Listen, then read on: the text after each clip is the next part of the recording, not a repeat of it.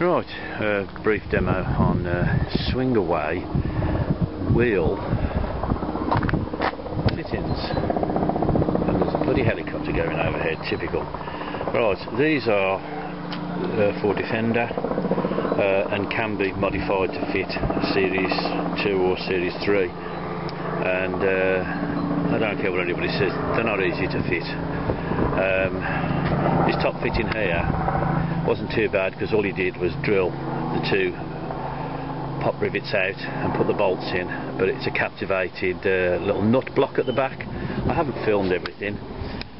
Down below there's also you have to take your grab handle off because it doesn't fit, because you've got a central bolt here which is a different colour, because the long bolt supply did not go through to the other side of the subframe, so I used quite a hefty bolt on there. So there's 3 bolts in there, and that's another captive plate at the back, which is a bit of a fiddle to get to. I've got to tidy up the subframe.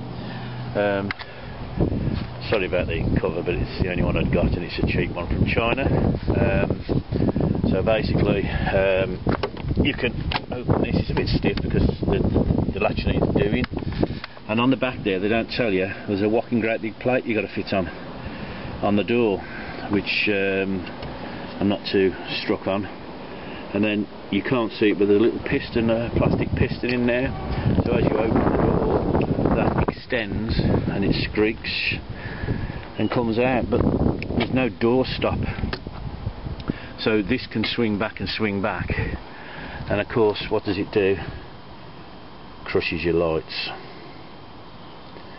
So I've got to make some sort of thing on there. I'm not happy with this piston thing. I've adjusted it twice, but how you're supposed to get at that piston here, take the tyre off, how you're supposed to get that white piston there, I don't think you can see it, is beyond me, and you've got to get it lined up pretty good. And now you can see the holes in the back of the door with the new bolts in.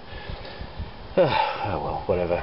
And then the next thing, with the captivated bolt, it goes into this corner here. I don't know whether you can see that there. I have to cut that with a grinder, lift this flap up to get the captivated bolt section in here, sorry, and then push this back. Right, very difficult. So there is a modification. I've got to tighten this bolt up here, which is the chassis bolt, which I forgot to do, which I will now do now, just reminding myself. It did take a couple of hours. It's not easy, oops daisy, but generally speaking it's coming on slowly. But there's no weight on the door, to be honest. It's just that little piston, and that is the problem. That's why I put one of those on. Paddocks, I think, did the best price, delivered for about £120, 140 quid on eBay. So go to Paddocks, that's where I went. Fairly good service.